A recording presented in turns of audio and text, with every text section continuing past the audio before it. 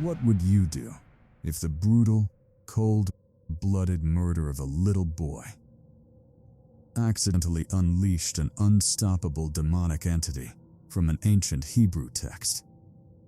Because in tonight's story, a mother's desperate quest for the ultimate revenge creates a monster so violently out of control that even the priests at the Vatican were terrified to step in. Welcome back, dear listeners. You are tuning in to The Shadows Prevail. Whether you are listening from right here in the US or anywhere else across the globe, joining us right now or catching up later, I'm sending a ton of love and good vibes your way. I hope you're all doing well and staying safe. Because as always, I am back with another terrifying story for you tonight.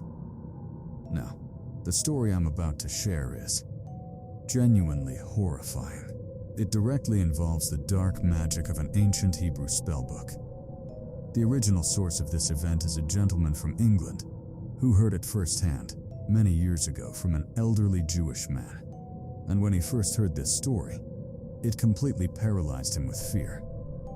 He shared it with a few close people over the years, and through that grapevine, a man named Ryan heard it back around 2006 or 2007 while he was living over in the UK.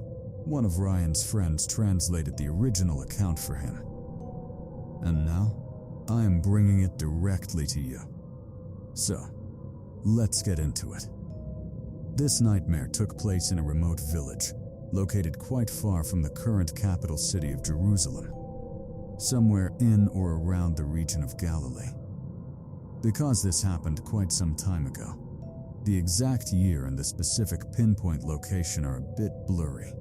Back in those days, the environment and the infrastructure were nothing like they are today. The area was heavily underdeveloped, and communication was incredibly poor. So, please don't let the lack of a specific calendar year throw you off, because the events you are about to hear are 100% true. It all centers around one specific man, a powerful village headman, a local boss. Now, the Israeli government used to send a decent amount of funding, aid, and relief supplies to this village. But this headman? He was corrupt to his very core. He would constantly embezzle and pocket the vast majority of those supplies for himself. He'd toss a few scraps to the people in his own inner circle, but he gave the absolute bare minimum to the small minority of Christian families living in that area. In fact, those Christian families were constantly oppressed and heavily abused by him.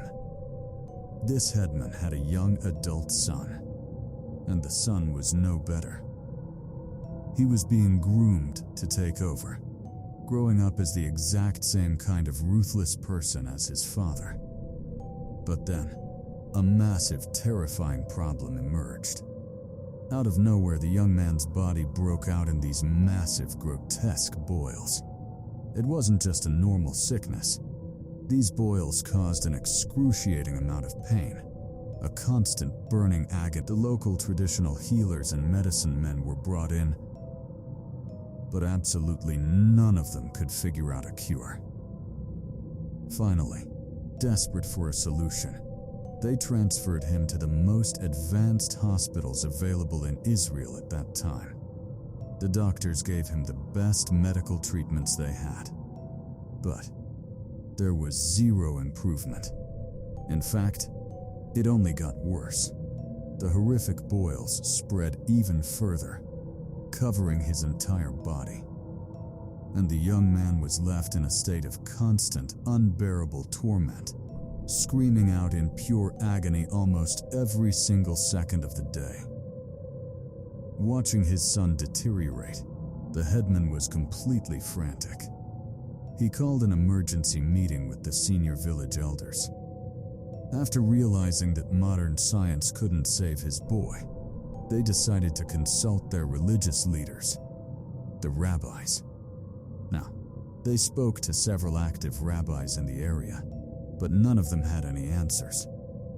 Finally, they sought out a very old, retired rabbi. In their community, a rabbi is a highly respected religious figure, much like an imam in a mosque, a priest in a temple, or a father in a church. And this elderly man, he actually had an answer. But the solution he offered was beyond terrifying. The old rabbi looked at the headman and told him, "The sickness your son has is not of this natural world. I have heard of this from my own masters. Your son is under a dark curse, and no medical treatment on earth will ever heal him." But then, the rabbi gave him a method to break that curse. A method so vile, it's hard to even process. He said that to cure the son, they had to find a widow. They had to take her only child and murder him. Then, they had to extract the child's heart, wash it using holy water from their synagogue, and feed that exact water to the sick son. The headman was paralyzed. He only had one son. He had no other children to carry on his legacy. He had to save him. But this was an incredibly sensitive and dangerous thing to do. If he sacrificed a child from his own Jewish community, and the word ever got out, it would mean total destruction for him. So, in his twisted mind, he made a horrific decision. He would hunt for a victim inside the oppressed Christian colony. The search dragged on for about 15 to 20 agonizing days. Meanwhile, his son's condition was getting critically worse. But finally, they found a widow, who had a single child, a little boy, only 6 or 7 years old. But how do you just take a child without causing a scene? The headman did his homework and targeted the boy's own family. He found out that the little boy had an aunt, and this aunt was notoriously greedy. The headman knew that greedy people are the easiest to manipulate. So, he approached her and dangled a massive financial reward in front of her. Blinded by the money, she actually agreed. Now, the old rabbi had given one very specific, chilling condition. This ritual could only be performed on the night of a lunar eclipse. It wouldn't work on any other night, or at any other time. So, a date was set. On the night of the eclipse, the aunt lied to her own sister. She made up some completely fake excuse and took her little nephew out into the dark. She walked him right into a trap and handed the innocent boy over to the headman's crew. They showed absolutely no mercy. The child was brutally murdered, and they performed the horrifying ritual exactly as the old rabbi had instructed. The headman truly believed that after doing all of this, his son would finally be cured. But he was dead wrong. After the ritual, the son didn't get better at all. In fact, things got drastically worse. His body rejected everything. Whenever he tried to swallow even a bite of food, he would violently vomit it back up. Desperate and angry, the headman went back to the old rabbi. He said, "We did exactly what you asked. We performed the ritual perfectly, but my son is still dying." The rabbi calmly looked at him and said, "You must have made a mistake somewhere in the process. You need to do it again. Find another child." So, the headman's men started searching all over again. Using informants, they desperately looked for another widow with an only child. But this time, they couldn't find anyone who fit the criteria. While all of this was happening, the greedy aunt went back to the headman to collect her blood money. But remember, this headman was a corrupt, terrible person. He broke his promise. He blatantly refused to give her the full amount of money they had agreed on, treated her like absolute garbage, and literally kicked her off his property. The aunt was boiling with rage, and suddenly, the reality of what she had done finally hit her. She had betrayed her own flesh and blood for a man who just scammed her. Consumed by anger, deep regret, and overwhelming grief, she broke down. She went straight to her sister, the mother of the murdered boy, and confessed to everything. Crying and begging for forgiveness, she admitted her role in the horrific crime. Just imagine hearing that your own sister handed your only child over to be slaughtered.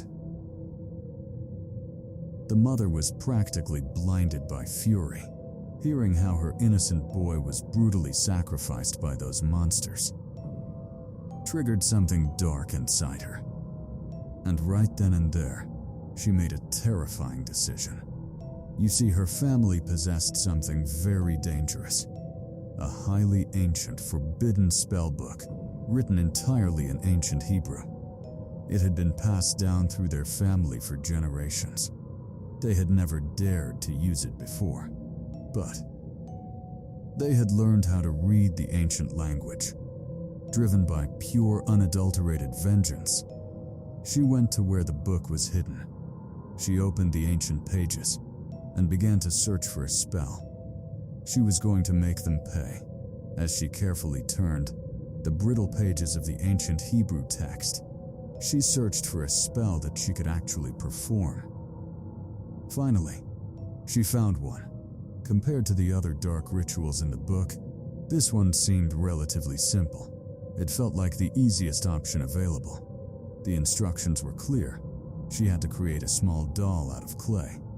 Then, she had to draw a very specific, mystical design on a piece of paper. Once that was done, she was supposed to place that piece of paper deep inside the space meant for the doll's mouth, and completely seal it shut with the wet clay, basically sculpting the eyes, ears, and mouth, but making sure that paper was trapped permanently inside its head. So, under the cover of darkness, she went to a quiet, isolated spot far away from her home to perform the ritual. She brought the sticky clay and began to mix it. But while she was mixing the clay with her hands, kind of like how you knead dough with water before baking, she made a critical mistake. She accidentally poured in way too much water. Because she was in an isolated area in the dead of night, and that specific type of sticky soil wasn't exactly lying around everywhere. She didn't have any extra dry dirt to fix the consistency. She had no choice but to work with what she had. She quickly formed the body, the arms, the legs, and the head of the doll. She placed the drawn paper into its mouth and sealed it up. But because of the excess water, the doll was completely waterlogged. Drops of muddy water kept falling from its body, drip by drip. She didn't think much of it. She finished the spell, left the dripping doll right there in the dark, and quietly went back home. She thought her part was done. An entire week went by, and absolutely nothing happened. No strange noises, no signs. Meanwhile, the corrupt headman was still desperately trying to hunt down another child to sacrifice, but he was having zero luck. Then, about 2 weeks after the ritual, something changed. It was late at night. The mother was in her house when she heard a strange, shuffling noise coming from her storage room. At first, she thought it might just be a massive rat. But the way the things were moving around, the heavy sounds, it didn't sound like an animal. She grabbed a lantern, slowly walked over to the storage room, and opened the door. And when she raised the light, she saw an impossible, unbelievable sight. Standing right there in the middle of the room was a little boy. He was about 6 or 7 years old. He didn't have a terrifying or monstrous face. In fact, he was a beautiful child. But there was one extremely unsettling detail. His entire body was dripping wet water falling from him, drop by drop, as if he had just stepped out of a deep bath. When their eyes finally met, her breath caught in her throat. The boy's face, it looked incredibly similar to her murdered son. Not an exact replica, but so painfully close. And right at that moment, the boy looked up at her, and in their native tongue, he softly called out, "Mom." He said it so sweetly, so innocently, that her heart completely melted. Overcome with grief and a twisted sense of love, she ran to him and pulled the wet child into a tight hug. But make no mistake, this was not her son. This was a highly dangerous, terrifying demonic entity, known as a golem.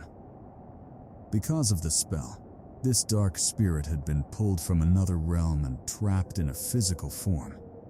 And this golem had one very specific, defining characteristic. It instantly knew who the mother was angry at. It knew exactly who her enemies were, and its sole purpose for existing was to wipe them off the face of the earth. The golem didn't stay in the house constantly. After that brief interaction, it vanished into the night. But the mother knew the work had officially begun.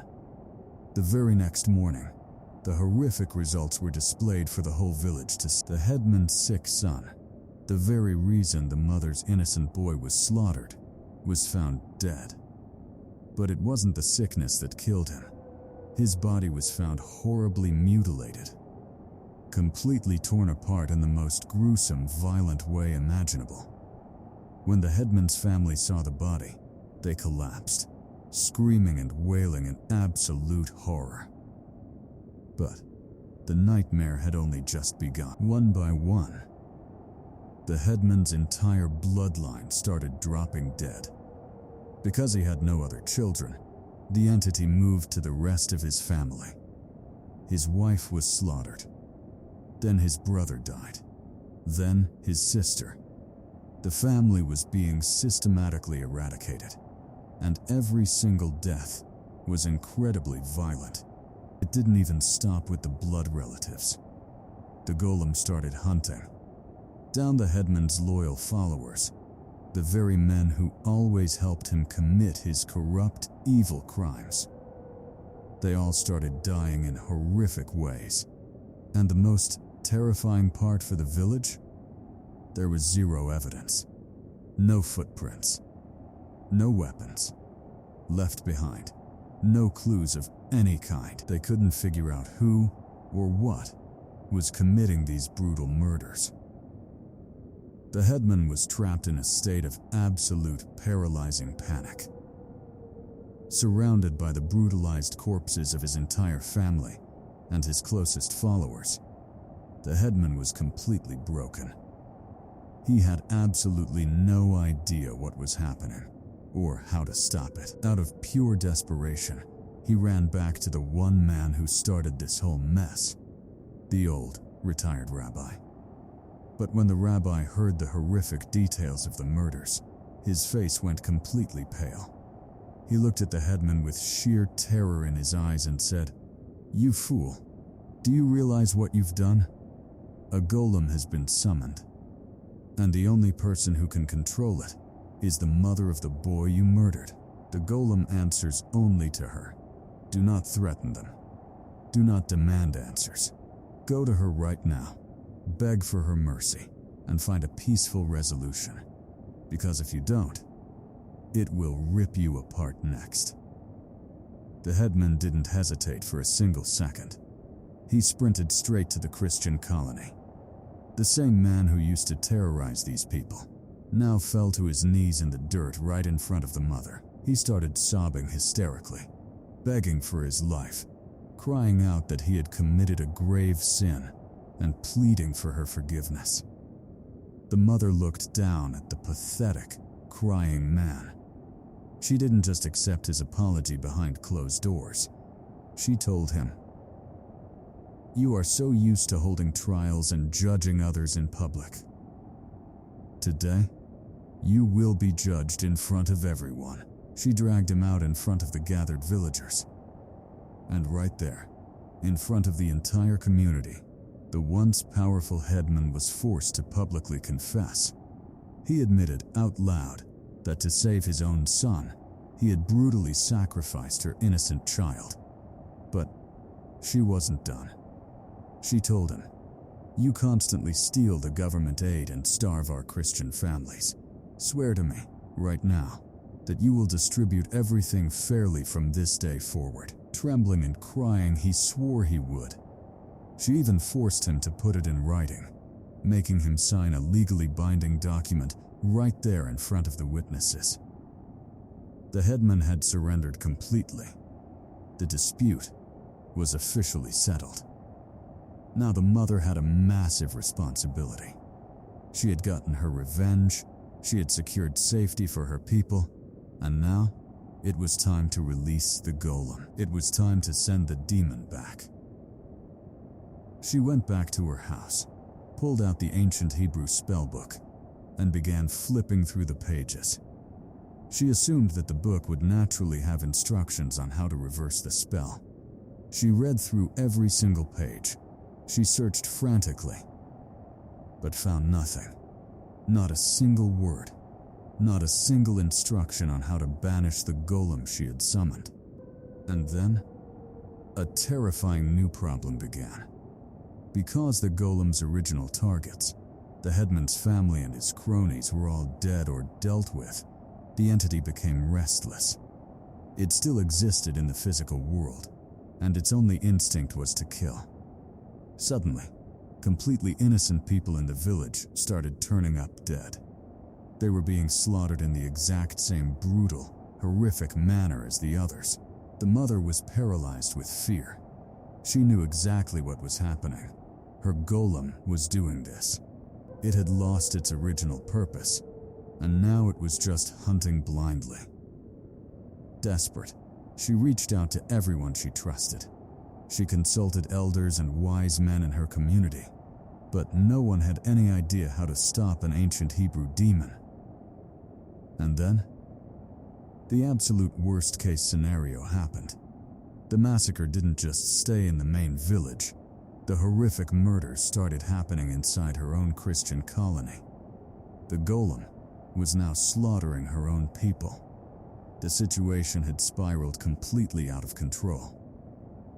Realizing that no local healer or priest could fix this, the community leaders came together and gave her one final piece of advice. They told her she had to seek the highest spiritual authority available. She had to travel to Rome, to the Vatican City.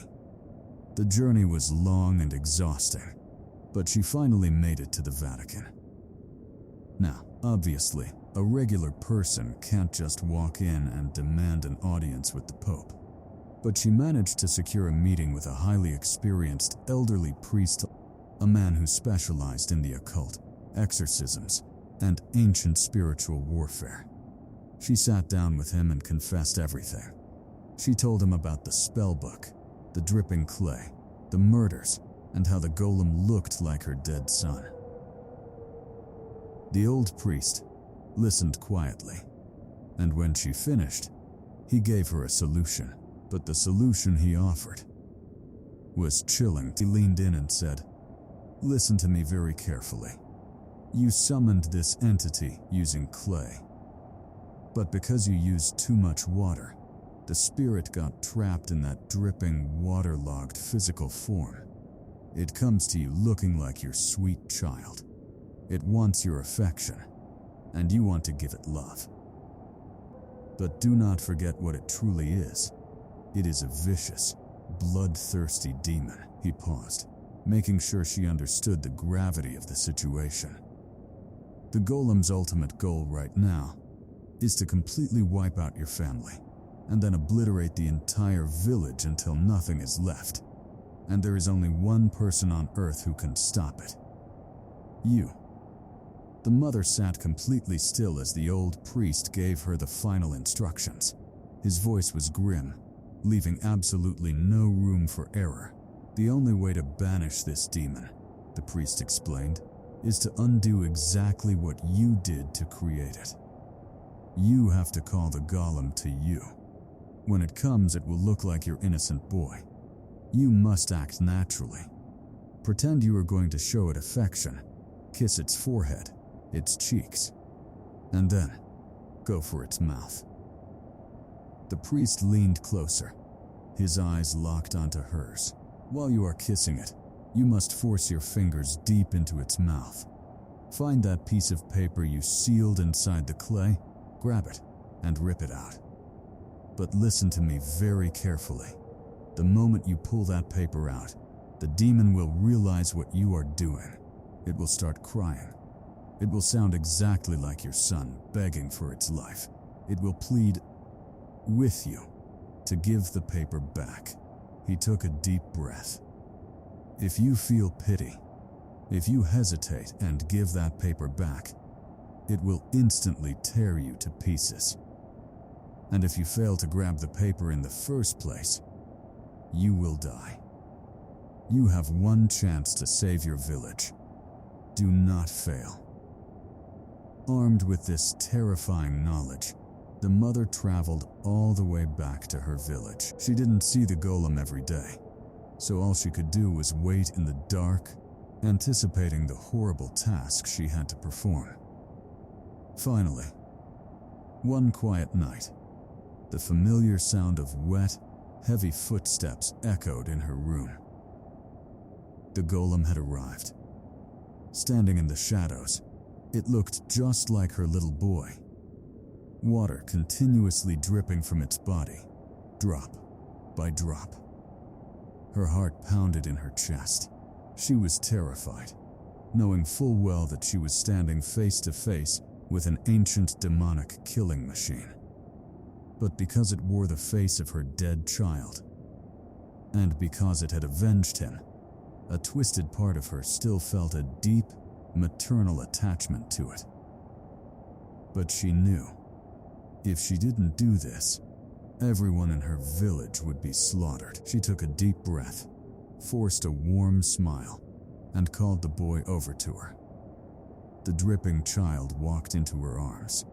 She pulled it close, acting as loving as a mother would. She gently kissed its wet forehead, then kissed its cold cheeks, and finally, she moved to kiss its mouth. In a split second, she jammed two of her fingers violently into the golem's mouth. She felt around the slippery, clay-like gums, and her fingers brushed against the hidden piece of paper. She grabbed it tight, and with one brutal, violent yank, she ripped it out. Instantly, the golem's entire demeanor shattered. It fell to the floor, transforming from a quiet child into a hysterical, sobbing mess.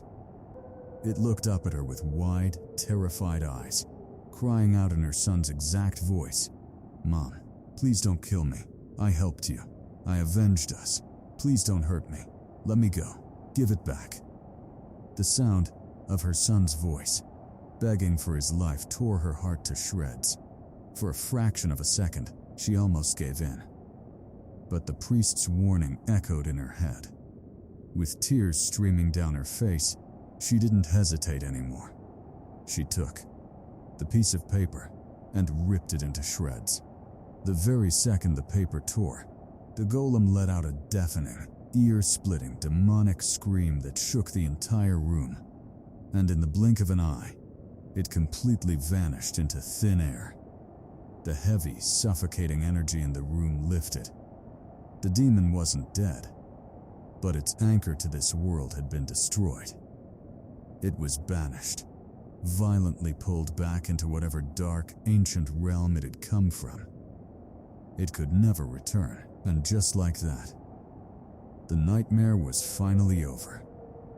Dear listeners, because this event took place so long ago in such an isolated part of the world, we might not have every single microscopic detail, but the core of this terrifying truth remains completely intact.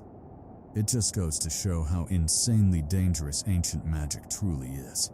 Any form of black magic is terrible, but these ancient spells, they are so old and so deeply powerful that if you don't know the exact method to stop them, you will unleash a force that cannot be controlled.